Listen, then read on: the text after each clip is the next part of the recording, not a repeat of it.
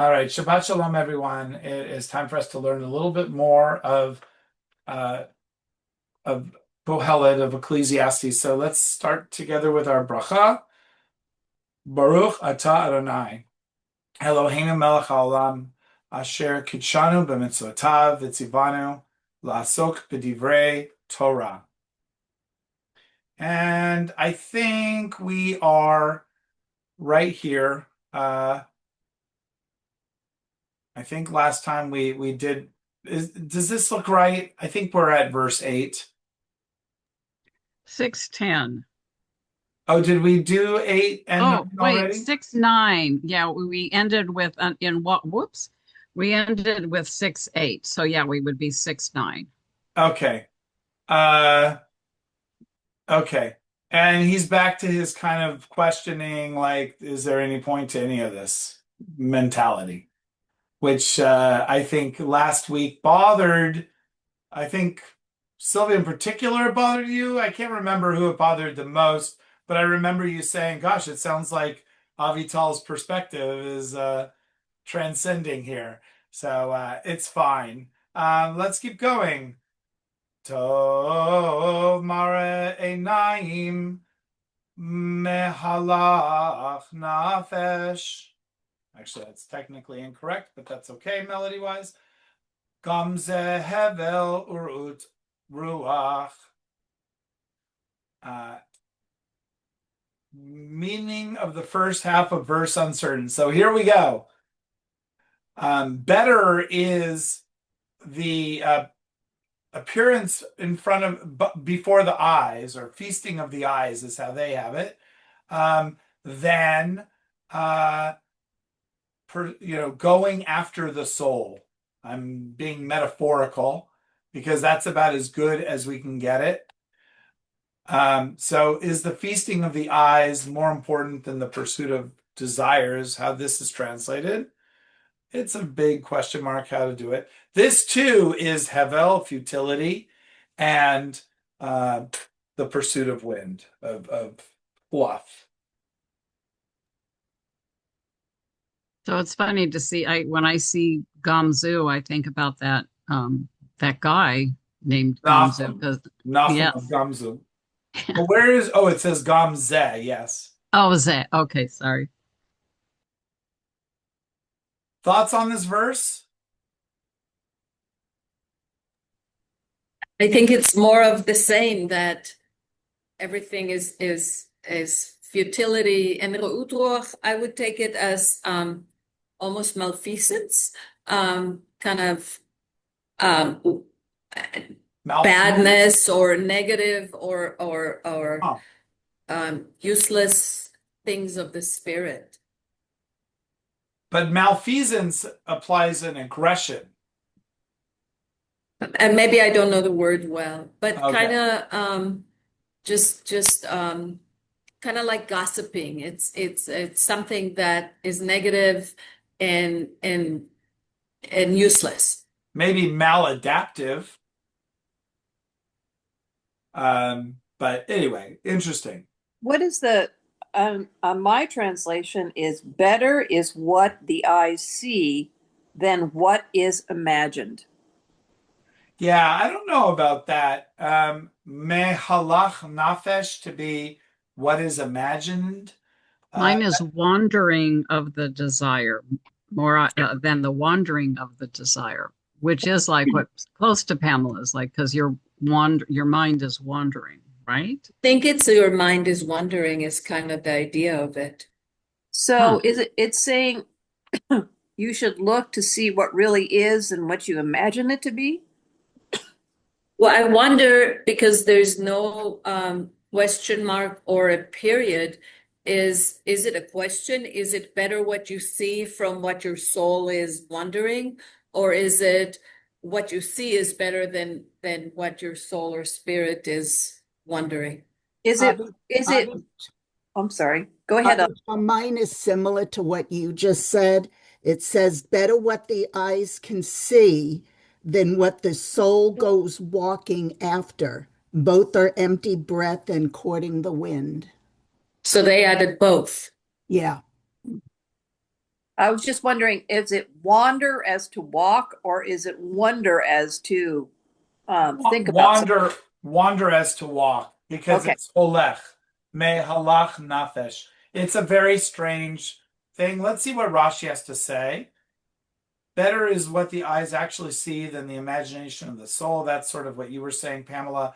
It would have been better and more proper for this one to gaze upon his wealth, to enjoy what his eyes see, than by investing his wealth in food and drink that nourish the soul. I don't buy that at all.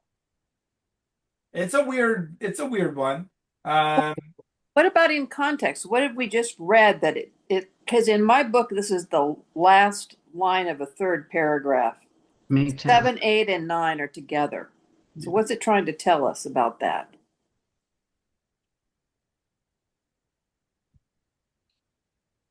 well, and I think the verse right before is presented as a question also, Mm-hmm.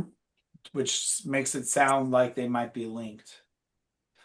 But look, Rashi gives two explanations for this. Another explanation: better is what the eyes actually see than an imagination of the soul. It would have been it would have better and more. I think there's a missing word. It would have been better and more proper for this one to follow his eyes, to rob and to oppress, rather than being mindful of the course of his soul. That he did not care where his soul will go when he dies. Well, that's tough. Yeah.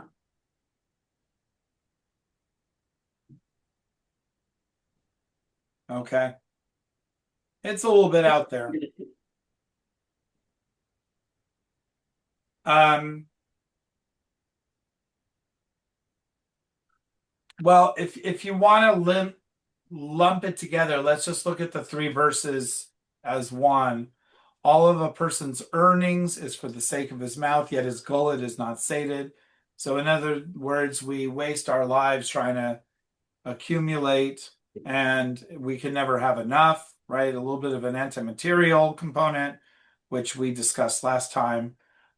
What advantage then has the wise man over the fool? What advantage has the pauper who knows how to get on in life?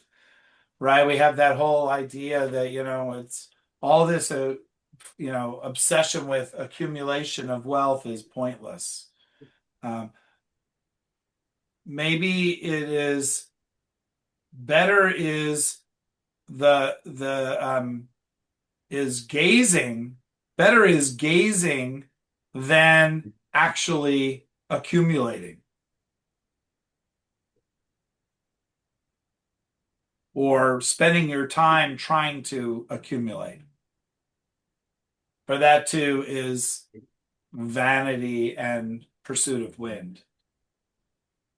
Mhm. I think he's saying, maybe on some level he's saying all of our hard work to accumulate is pointless. Right? Because the one before, what advantage is the wise man over the fool? What advantage has the pauper who knows how to get on in life? And you see what Rashi does with that. Another explanation, yet his appetite is never filled. I think he's also saying that it's better to gaze perhaps than the wandering of the soul. So he's almost saying don't even bother thinking about things. Just it's easier to just observe.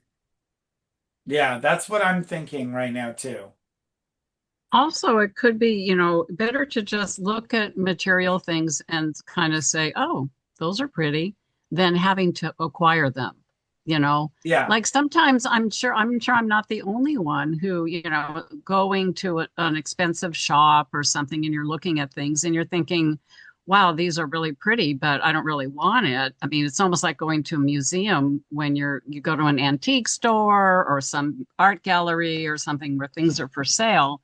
You don't, you just look at them and enjoy seeing them without thinking, oh, I've got to have it. I've got to, with a British accent, even.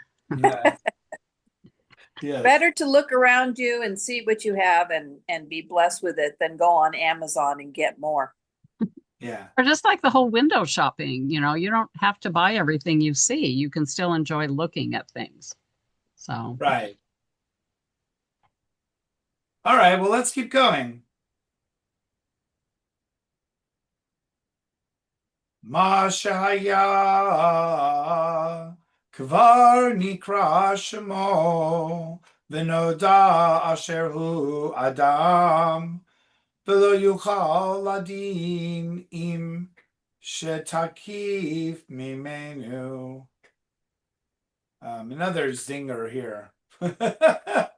um, Whatever happens, it was designated long ago. Masha Hayah, whatever it was, Kvarni Krashimo, its name was already set in already. It was named already. Um, and Vinoda Asher Hu Adam, and it was known um, that. Oh, isn't that interesting? The translation puts "as for man" in the next part, as if. Let me just show you. Mhm. This is usually, oops, I never know how to circle very well. That is a net nachta. It suggests that the verse would be divided this way. But what we're seeing in the translation is it's being divided this way.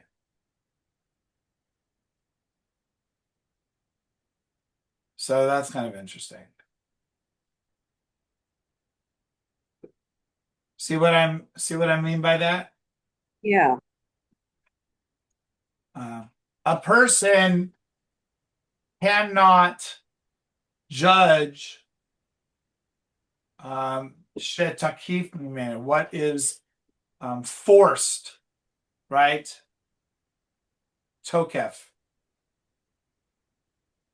what is stronger than he.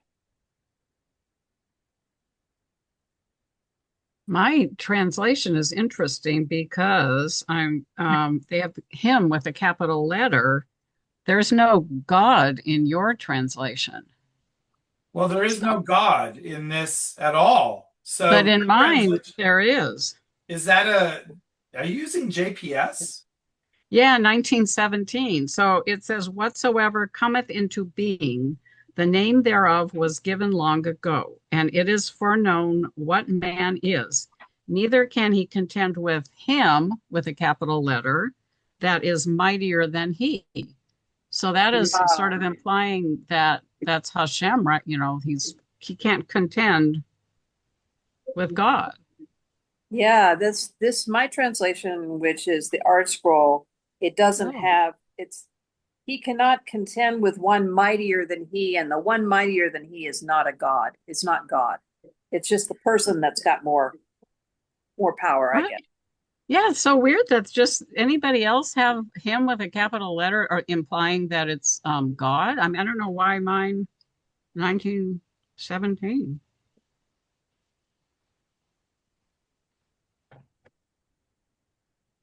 Well, let's see what all the translations have. This Okay. is tough. So here's the 1985. Oops, sorry. Yeah, it's your fault that Safaria does that. Whatever happens, it was designated long ago, and it was known that it would happen. As for man, he cannot contend with what is stronger than he. Okay. I could see that translation. You're right. The JPS is kind of weird. Well, we'll look at the Rashi and maybe that'll explain it to us. Whatsoever cometh into being, the name thereof was given long ago, right? That's consistent. And it is foreknown what man is. Um, and it was known that he is man. Yeah, okay, that part. So JPS makes a significant shift from 1917 to 1985. You see where the word man is, they associate it originally where it is, which is um, under the Etnachta. But then in the 1985 edition, they move it over to the next clause. So when JPS translated these things, were they using um I hate to try to figure this out what their sources, who was doing the translating? It's considered a scholarly translation. It tends to be people who are academics who were involved in the Jewish Publication Society original in 1917 and definitely in the 1985 one. So there weren't, I mean, they weren't collaborating with other like Christians or Probably not. okay, because I know some translations are our version of, you know, whatever King James said, and which wouldn't be, I don't know, I'm just curious because JPS is definitely not tied to the King James. okay. Like 100% not. Okay, Because got it. King James was based, if I'm not mistaken, on the either the Septuagint or the Latin Vulgate or both. And so it Mm. was already a translation of a translation. Hmm. So JPS goes back to Hebrew. It's focused on the Hebrew Oh, language. right. Yeah, but Um, yeah, sometimes you hear of translations based on other people's translations, which are based on other people's, you know. So that's nice. right. They, yeah. The New Revised Standard Edition, NRSV, is considered the scholarly one among Christians, or at least it Okay. used to be. I don't know if it still is. Probably Well, is. you know, when you Google stuff, there's all these little, like you're saying, NS, you know, all these letters, and you're like, huh, you know. So thank God for Safari. Huh.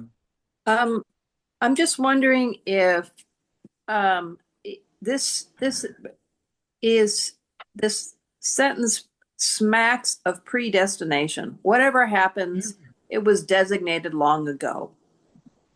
Yes. Right? It's in my translation, it was already named. And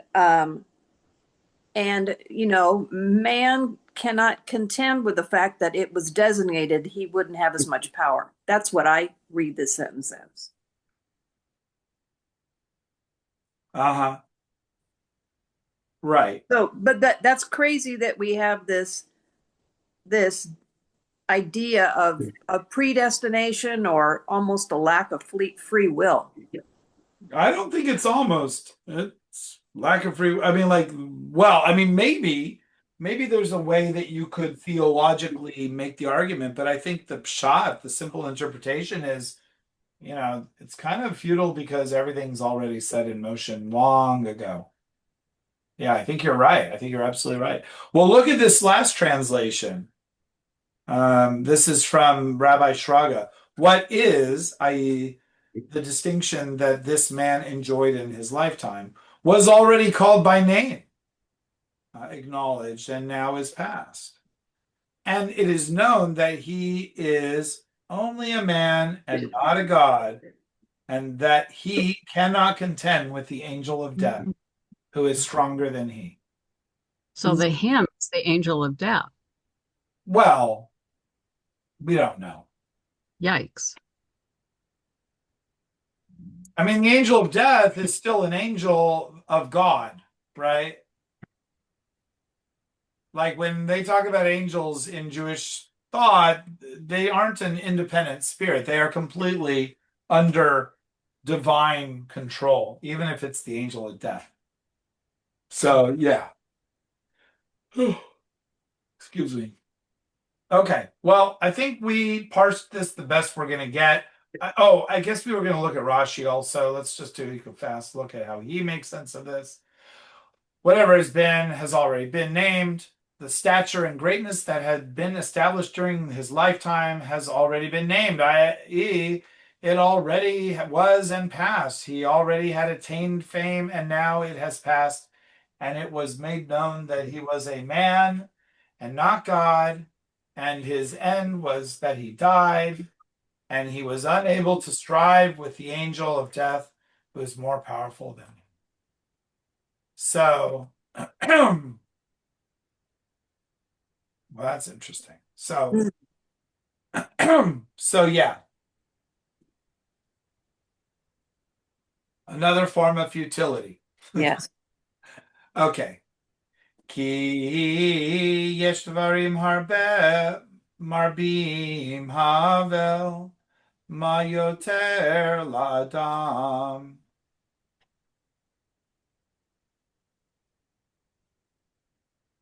Often much talk means much futility.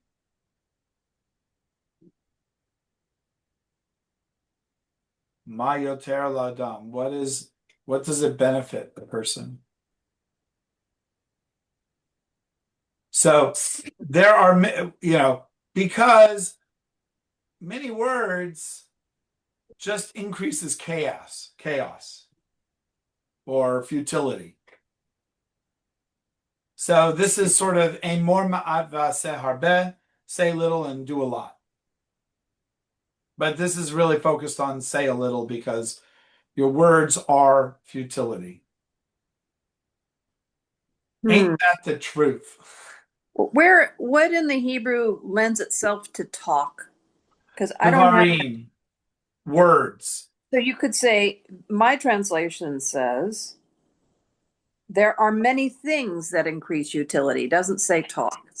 So devarim are words and it's also things. Okay. So my guess is if let's take a look at all the translations. I bet you're going to hear a little bit of both. Talk and words.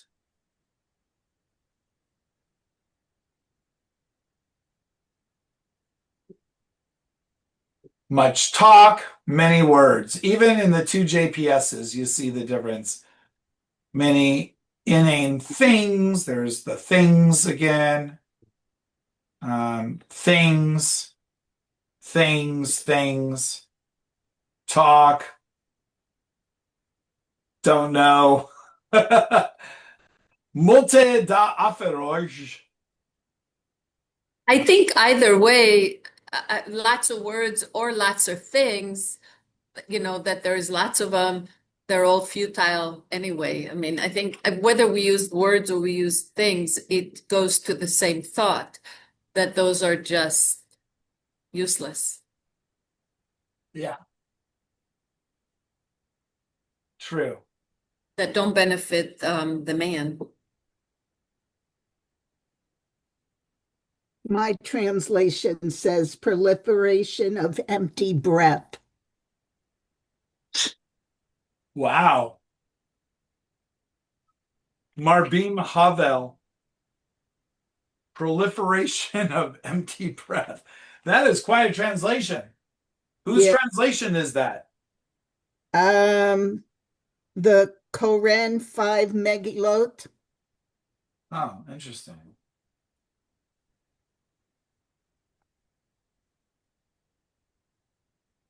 Huh. Okay. So is it another way of just saying, stop talking all day? Or Either stop talking or stop accumulating. exactly. Either way, Right. no benefit. Yeah. So let's see which one Rashi goes with.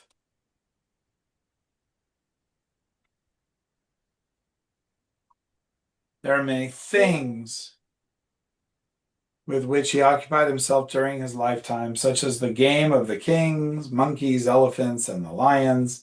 They increase vanity for him and what remains for him after he dies.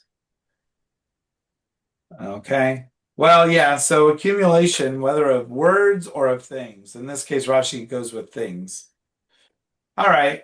Yeah, but if you were talking about words, what you could talk about the great rabbis. They are all about words and their legacy is their words. So I don't know if I would go with that just because you're not saying all talk is cheap. You're just saying accumulation for its own sake is futility, right? Uh, maybe. I mean, Rashi goes in the other direction, so, take it or leave it. Let's see if let's see if we can figure out what Ibn Ezra has to say. Chutz mehalichat nefesh mit avot haolam. Outside of the pathways of the soul is lusting of the world, something along those lines. Ta'ava is like desire, mitaut, haolam, to gather from them. Anyway, well, okay. But He I think says to it's gather accumulation. wealth. Yeah, it's accumulation of wealth. The kabetz to gather. Yeah. Going back to what Pamela was saying is that, there was, a lot of words in, how many pages in well, the Talmud came later, but it's there earlier, and I can't remember which chapter it was talking about, even the pursuit of wisdom is considered to be hevel. So Uh, so even wise words, I guess. right. And I know that we were, most of us were a little upset about, but we want to be wise. We want to keep pursuing knowledge and wisdom and um, something to do. Because, he hasn't really come up with an alternative to what he's supposed to do between birth and death. So I guess we're only in chapter 6, so we'll see. Maybe there, I don't know. Well, we heard a little bit. We heard a flash at the end of chapter 5 of what he thinks we should be doing, right? If we go back up there. Um, Only this I have found is a real good, that one should eat and drink and get pleasure with all the gains he makes under the sun during the numbered days of his life that God has given him, for that is his portion. So enjoy what you got. But yeah. All right. Well,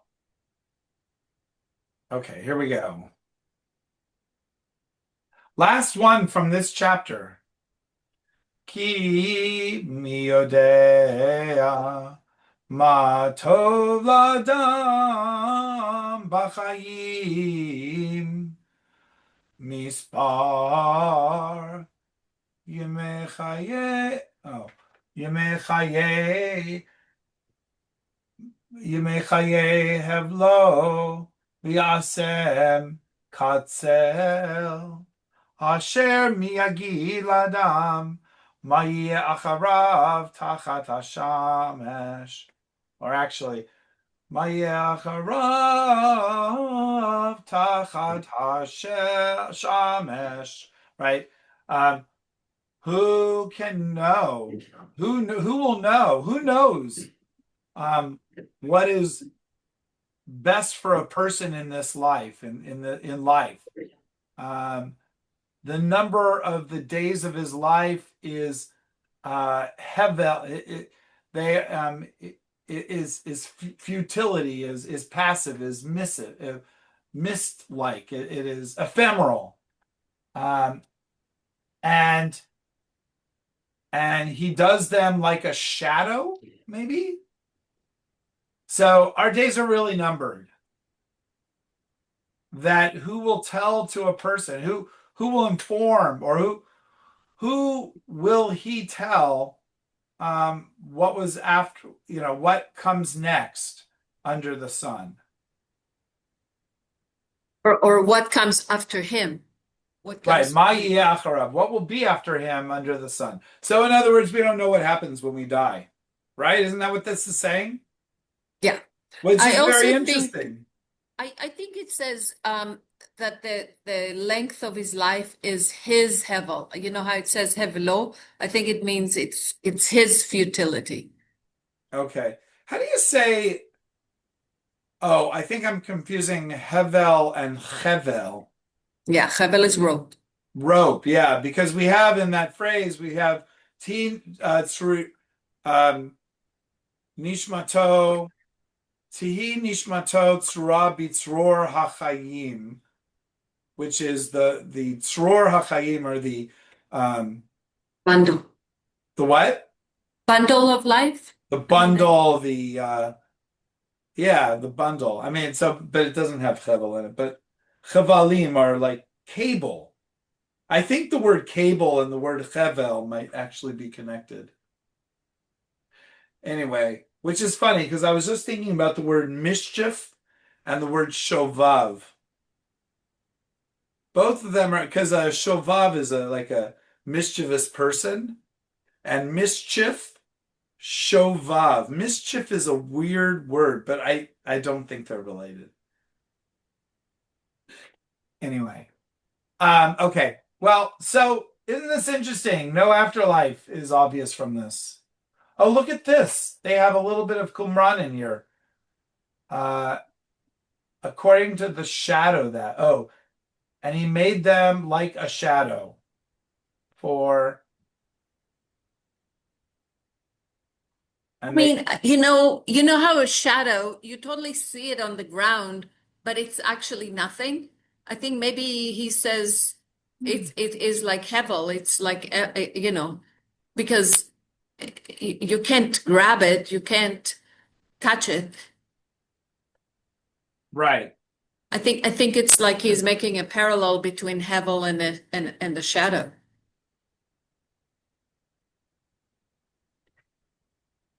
Isn't it that we are like a shadow?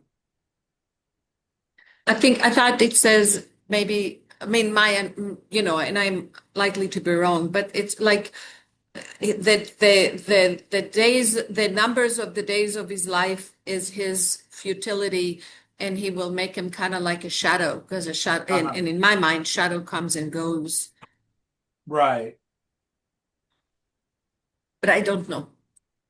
Well, and it does say after him or mine after him under the sun. It doesn't say the heavens. In fact, the whole way through, I don't think they ever say heavens. They're They always don't saying, because there's really no heaven concept. right. So this You is all know? very physical. So that sun is creating that shadow, Oh, that's that interesting. material thing, as opposed to something cosmic and heavenly. And yeah, Oh, that's interesting. I haven't thought about this. Like all well, I this talk wouldn't about until Avital said that. the whole idea of being under the sun. Well, the sun is what creates shadows. Did any of you experience that when you were a little kid, the first time you were trying to figure out your shadow? It's like that memory just came back to me. Like what is that? You know? That's interesting. So being under the sun in that light, literally and figuratively, Right. is No pun really intended. is I haven't really thought about this idea of being under the sun. I always thought of it as just kind of being alive, but maybe there's some metaphysical aspect that's implicit in that phrase. Nothing new under the sun mean I always understood it as there's nothing new in this world. But now there's an association with shadows. Anyway, that's something to think about. Well, and quick Hebrew question, it doesn't say Shemesh, it says Shamish. I always thought it was Shemesh for sun. Same phenomenon. It has to do with when you end a sentence and Oh, it has yeah. segol. So that's why we say Borei Pri Hagafen, but it's actually a Geffen. And there's other examples. So In some Avital, I'm sure places you know. you'll see lachem, but it's lechem. Lechem. But I never knew the cause of it. I mean, I know when you say it and how you know that it's said that way, but this is as much of an explanation as I've ever heard. I just don't know. And if I heard, I forgot. Yeah, it's a Hebrew form that's only in biblical Hebrew. It's not in modern Hebrew. But in biblical Hebrew, you have this segol that becomes a kamatz. And Um, it always lets you know you're at the end of a sentence. what and just taking this analogy of the sun and the shadow, when a person dies, they don't have a shadow anymore.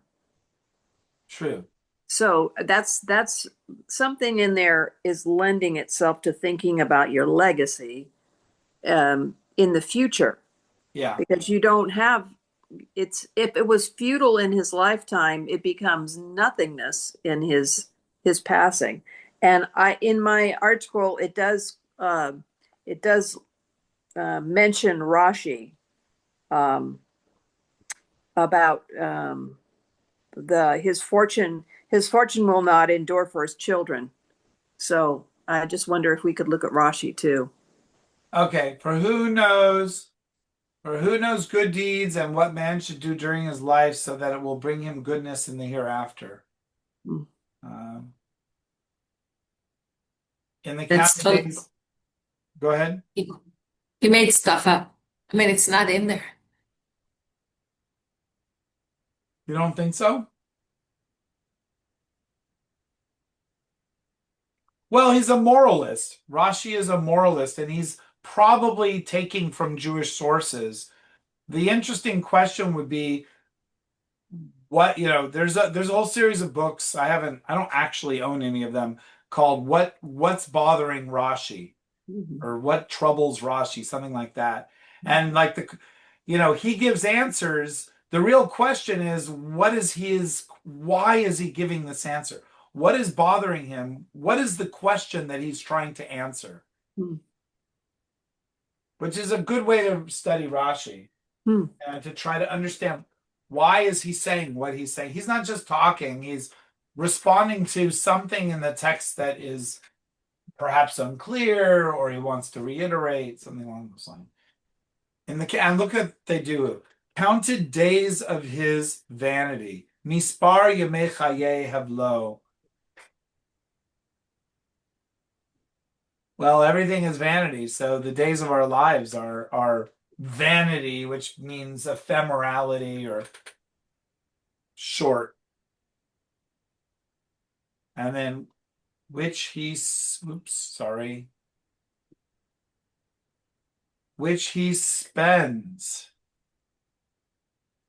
So he doesn't talk about the shadows. Those deeds in the limited time that he lives, for this time is as short as the shadow of a passing bird.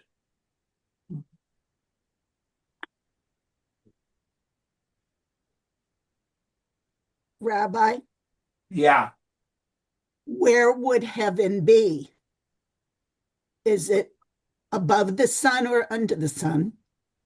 There is no heaven at the time of this writing that we have as a concept. I don't think there's any heaven yet. Okay. I was trying to make sense of what Rashi had said and what my thing said, for who can tell what his fate will be beneath the sun. So maybe that's just the beginning of what heaven is. Well, he does seem to describe a post-life existence here. Ma yiyeh acharav, what will be after him under the sun? Yeah. Who who will tell him what will come? But Interesting. is it this world or acharav after him? I think the literal translation of this might suggest who's going to tell someone once they've died what comes after him on earth? Like if you take away any heaven concept, um, what the text actually says, unless I'm misreading it, No, I think you're right. is once you die, you're dead. It's actually the opposite of heaven. It's implying that when you die, you die. There I, is th I nothing think else. I think it says that nobody can predict and tell a person what's going to be after them, like the future. What will the future hold? Right. So when we talk about someone turning over in their grave about something that's happened in the world around them, that doesn't happen for him. In his worldview, you're not gonna know what comes next on Earth or after, you give all I mean, that's consistent with other things we read. Remember, he talks about how, you accumulate all this wealth, and then there was a story, I think, a couple of times ago, or maybe it was last time, someone dies and, you collect all this wealth, you're married to a woman who then you die, and then that woman remarries and meets some other guy, and and all the money leaves your family, you have no idea that that's happened.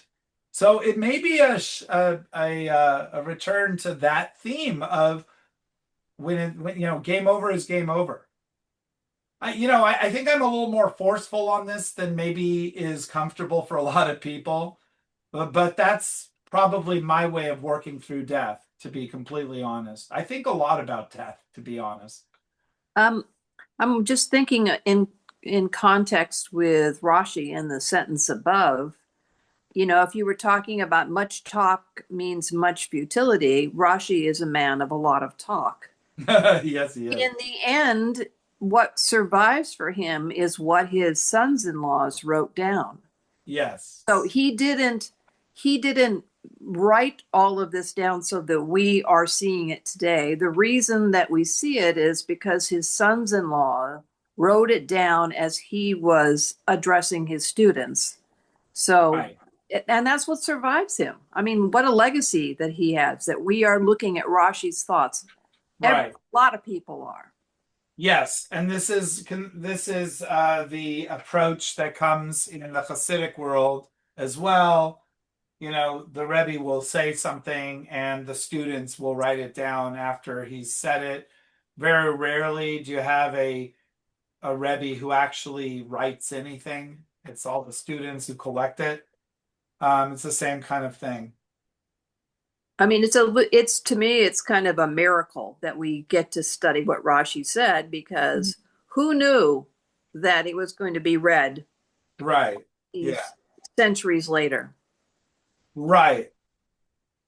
I mean, most of what we know about the Baal Shem Tov, most of what we know about Isaac Luria, the founder of Kabbalah or Lurianic Kabbalah, very little to nothing is written by these guys. Nothing. If you want to understand Nachman of Bratslav, Mhm. you have to read Natan of Nemirov, because Natan of Nemirov was his scribe who writes it all down. This is the way. Um, Plus, he wanted everything burnt.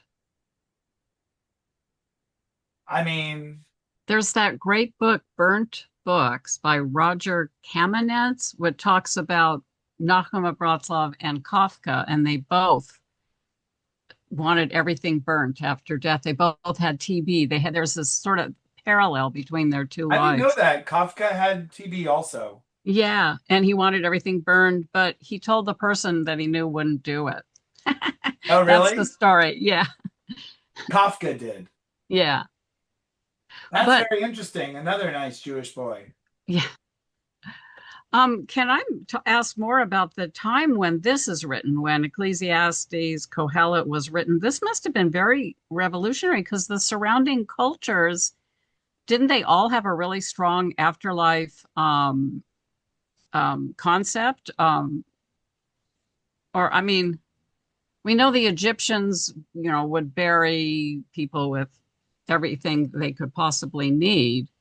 I don't know what was going on in the surrounding cultures, during this. I don't think I don't we've know. gotten a great sense of the timestamp of Ecclesiastes. We Oh, know okay. that it's Well, said to Shlomo. be Yeah. it's said to be a child of David, right? Uh, And we assume it's Solomon. Here, let me go back to chapter 1. Let's look at the very first line. 1:1.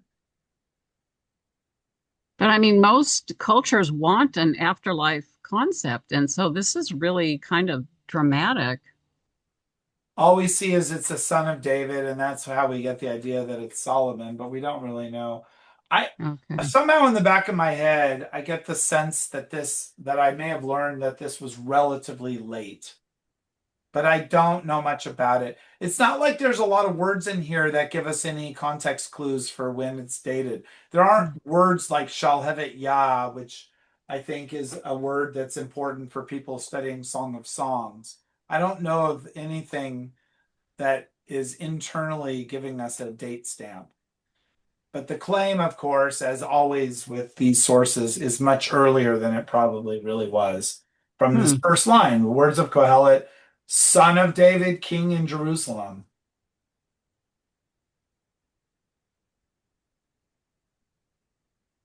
So anyway, well, I think we're at 5:50 and we're at the end of chapter 6. It probably makes sense to stop here. Does that work for people? Yeah, It this has been does. good class. And I I do. feel like we're back in our groove this time around. It's all these groovy people. Now, now next week is Tisha B'Av, Saturday night. So I'm wondering how this is going to affect our class. I'm going to be traveling, so Oh, okay. And I'm probably gonna go with Jonathan, my friend, my chavruta, to B'nai David. Although I realize, Sylvia, that you probably were hoping I would go to TBI. Yeah, but that's okay. I'll figure something out. Last year I zoomed with Pamela's Tucson group. That was really nice. So I may just stay home and do that if I can't get a ride. Pamela, where are you going to be traveling? I'm going to be in Oregon for our family reunion. Oh, wow, that's exciting. Yeah, Yeah. Irvin's going to be with me, Yes. but it's going to be a very family packed day. So Now, where are you right now? I'm in Tucson. I guess I can turn off the recording. Thanks, Yeah, I guess the everyone. whole world